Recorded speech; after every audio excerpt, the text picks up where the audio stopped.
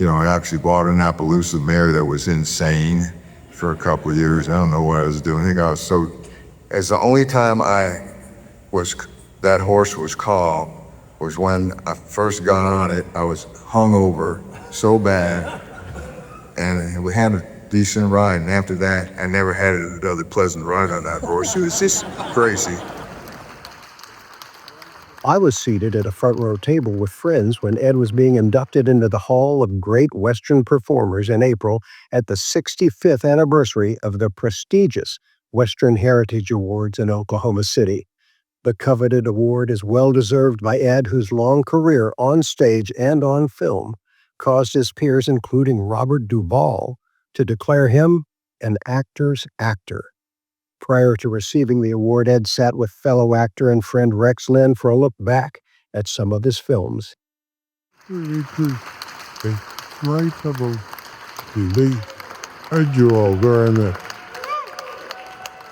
Anyway, I got into summer theater.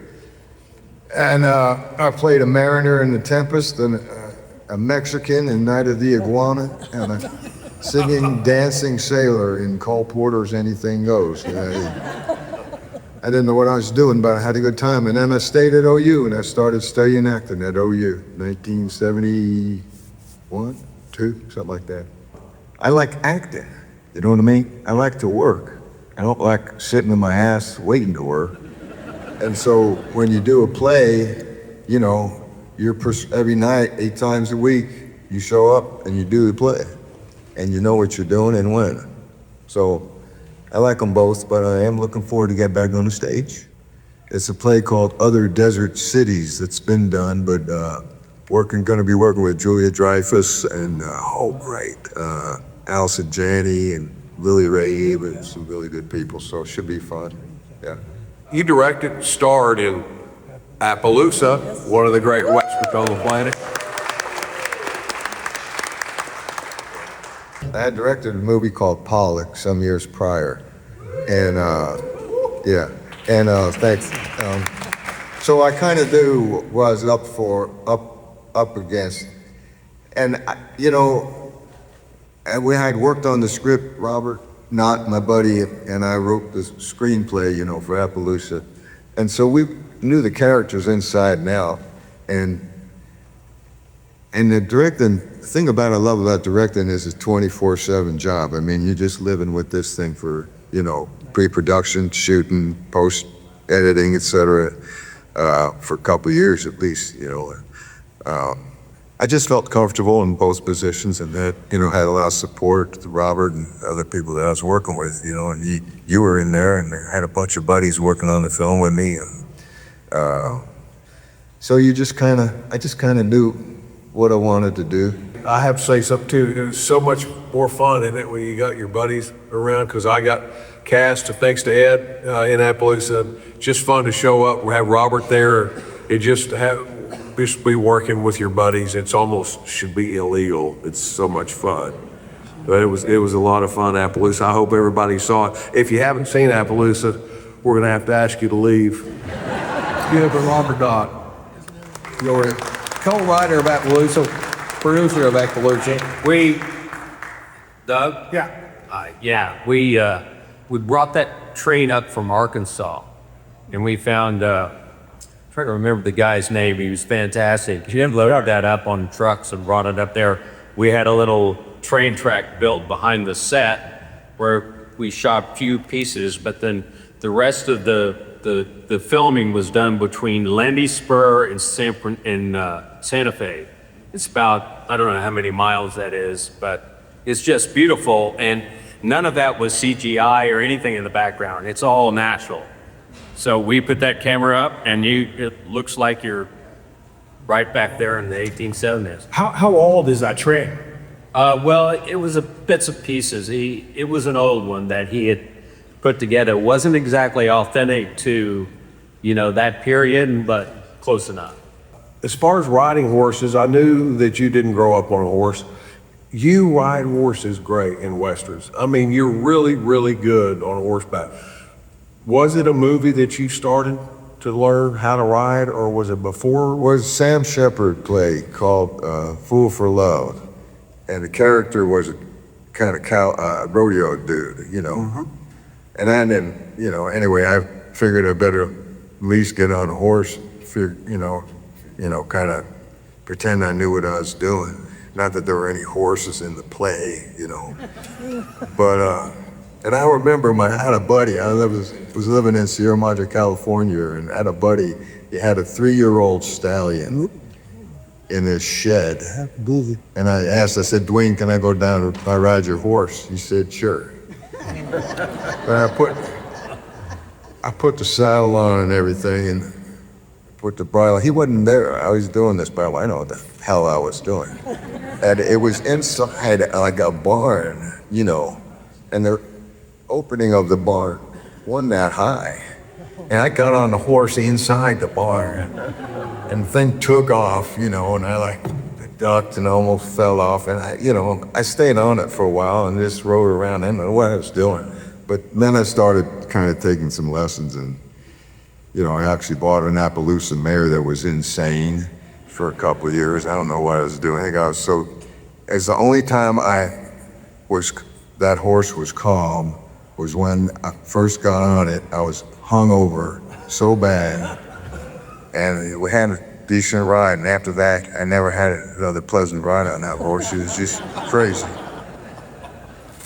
I liked her. I'm not the great rider, but I liked to ride, and I enjoy it. Well, you should watch some of your little scenes from Appaloosa. You are a great rider, and I saw some video recently of it again. Sufficient, let's say. It's just really, really, really great. Man in Black is blurs the line between hero and villain. Do you see him as a traditional figure, Western figure, or something entirely new? Yeah, well, I don't know if he was entirely new, but he was kind of new. I mean, I really enjoyed doing that for a couple of years, and then I think it was the third year, I don't remember exactly, because it got so confusing I couldn't keep track of it, but all of a sudden I was in the loony bin or something, and I was on white, and I was like, I didn't sign up to be the man in white. I mean, I really didn't, you know. So what's going on here? Anyway, first couple of years I had a blast. Yeah, it was really fun. He was a pretty fun character. He's kind of ruthless, but he was awful fun to play. Yeah. Plus you had cool wardrobe on, which is always important. You've had an amazing career across so many genres. What is it about Westerns in particular that continues to draw you in as an actor and or a storyteller? Well, you know, I grew up in the 50s and the early 60s watching all the Westerns on TV, you know, and so I always enjoyed that aspect of things. I didn't grow up on a ranch. I didn't really start riding until I was 30-something. Early 29 or 30, and you know, you get to ride horses, you get to shoot guns, you get to dress up cool, and there's a certain, you know, freedom in Westerns, I think, you know, before things tightened up and cell phones and all came along, and it's just, it was, you know, I mean, covers a long period of time, what, you know, what's going on out here in the West. And I don't know, I just find it kind of seductive and fun, romantic at times, dangerous, you know, unpredictable. I just enjoy it. I just enjoy the genre. When I was doing Pollock, you know, I ended up investing money in that film, and I was responsible for the budget over a certain point, which we went way beyond. And I didn't, you know, it was ridiculous. But I remember early on in the film, we were shooting in New York and at a cafeteria, like a diner. And for some reason, we hadn't got a shot off before lunch, you know, or some complications. And I remember sitting on the curb, right in the middle of the city, going, I am so screwed, you know. I mean, this is gonna cost me everything I got. And I said, well, to myself, you can just sit here and like cry about it and get back to work. So I did, but I remember it very specifically because I realized at that moment I'm in deep and ain't gonna get out of it easy, but that's all right. And whether it's modern westerns or some of the old traditionals, what do you like? Well, boy, there's so many. High Noon, what are my favorites? Unforgiven, of course, and, Wild Bunch. You just Ride the High Country, some of the older ones, Lonely Are the Brave with Kirk Douglas, with the Up on the Mountain, riding his horse. Yeah. Just, I don't know. I'll leave here and I go, gosh, why didn't I think of that and that one? But just so many. There are nothing like a good Western, I tell you. Why do you think it's so difficult to get a Western made? Well, everything seems to be difficult to get made these days, I don't know, Rex. I don't know how to answer that, to tell you the truth. I've never known how to answer it. Everybody loves them.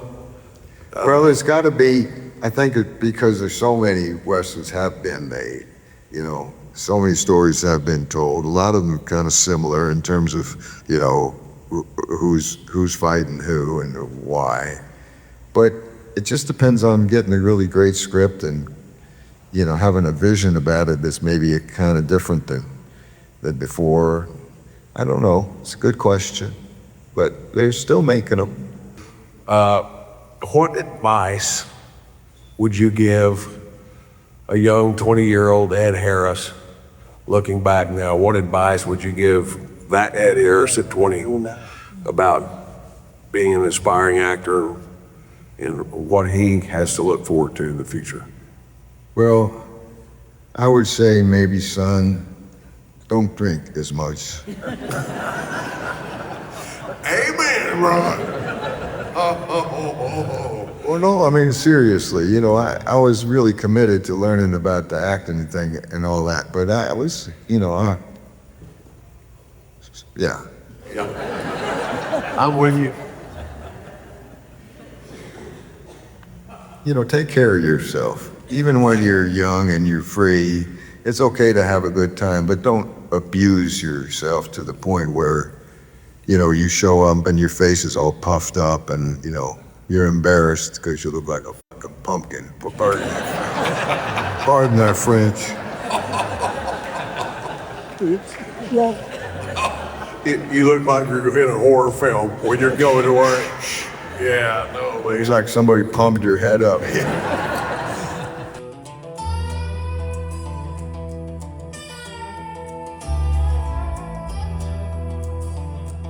37 years of thick and thin and lows and highs. I consider him one of my best friends in this life, and he is a good man to ride the river with. Please welcome the one and the only Robert Knott. Hi, everybody. Happy to be here. Listen, when I started out as an actor, I went to the movies, back when people went to the movies. And, I was a young guy there in Oklahoma City, and I was seeing these movies with Ed Harris. And really, Ed was it for me. He was the inspiration. Places in the Heart, Sweet Dreams, A Flash of Green, Alamo Bay, and a whole lot more. And then 36 years ago, I met Ed on the rooftop of a theater in Hollywood, California. We were both tasked with installing an air conditioner, a 3-ton air conditioner, I might add. And I'll cut to the chase. Since that day, we've been seriously the best of friends. And what's actually kind of really ironic right now is to be here tonight with both Ed and my best friend, Rex. Yeah, we've been through a hell of a lot together. And now, this is so incredible because this evening here is about Ed. Rex, you'll get yours down the road. This honor is so well deserved, but I want to say something beyond the work, beyond being an artist, beyond acting, beyond directing. I want to talk about the artistry of being a human being. I have never met a more honest and caring and sincere and loving and gracious man than Ed Harris, never. You mention something, anything, your truck, your dog, your wife not feeling well, your daughter taking French. He doesn't just hear it, it registers. He listens. I mean, if it matters to you, it matters to him. And time passes and he'll come back and he goes, how's that truck? And how's the dog? And I hope Julie's feeling better. And how's Nessa doing with her French? Like I said, if it matters to you, it matters to him. He listens. You know, and the greatest acting coaches said the best actors are the best listeners. And it's that kind of listening and that kind of care, that foundation of being a human being, means everything to me. And Ed Harris has got that market cornered. Listening and honesty is the best policy. Welcoming to the Hall of Great Whiskey, Mr. Ed Harris.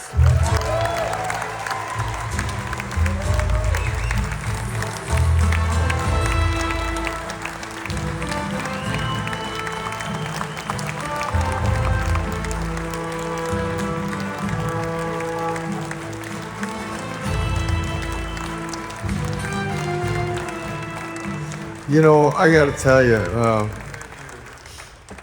sharing this evening with these two guys here, and Julie and Reba, means a lot to me, really, you know, in terms of friendship. Relationship with these two kind of defines what friendship's all about. And, you know, we've been buddies for a long time. You know, I'm not a cowboy. I wish I was. If I'm born again, maybe I'll get there. Grew up in New Jersey. My folks were both in Oklahoma. Used to drive out to Walters every summer, Route 66. Started in 1955 in a 55 Ford.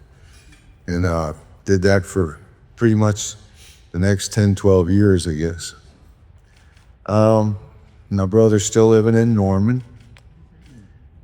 My folks moved back there in '69. I went to school, OU, when I started studying at OU. I just spent one season. I mean, one year at OU. Then I headed out west to California. Did have a little ranch up in New Mexico for a while. Had a couple good quarter horses and a barn that me and my buddy built, but we didn't hang on to it. And so, you know, once in a while I get to ride when I do a Western show. But I gotta say, you know, all the work that I've done in the past too many effing years of the Westerns that I've done, Riders and Appaloosa and Sweetwater. And you mentioned one that I'd forgotten all about. Frontier, and there was another. Purple Haze. Yeah, anyway, those films, those times are really, I gotta tell you, have been the most enjoyable working experiences that I've had. Being on a horse, dressed up like a cowboy, acting like one, with my 6-shooter and, you know, holster, etc. It's just something about it that is invigorating and kind of wish fulfillment. You know, I mean, I grew up, I don't remember who it was that was talking to us tonight about growing up in the, you know, 50s and early 60s, and the plethora of Westerns that were on television, you know, and lived and breathed with those things. I remember getting on an airplane when I was like 5 or something, and my brother was 7, and he introduced himself as Roy Rogers, and I said, yes, I'm Gene Autry. You know. I think I would rather have been Roy Rogers, but my older brother had taken Roy away, so I was Gene. Anyway, you know, I really thank the National Cowboy and Western Heritage Museum for this honor. When I think of all the iconic, legendary Western artists who have received this award, to put myself among them is more than humbling. It's a very special honor, and I appreciate it. I send you guys all my love, appreciation, all the best to you. Wish you for some peace in this world. I got nothing to preach. I wish I did, but not tonight. So, thank you. God bless. Have a good night.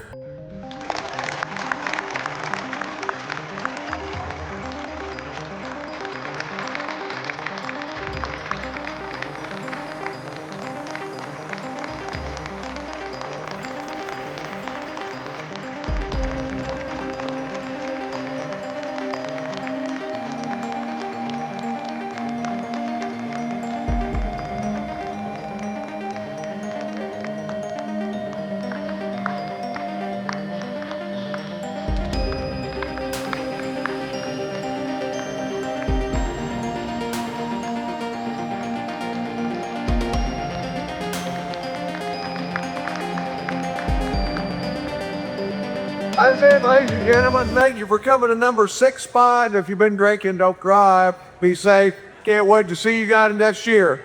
Have a good night.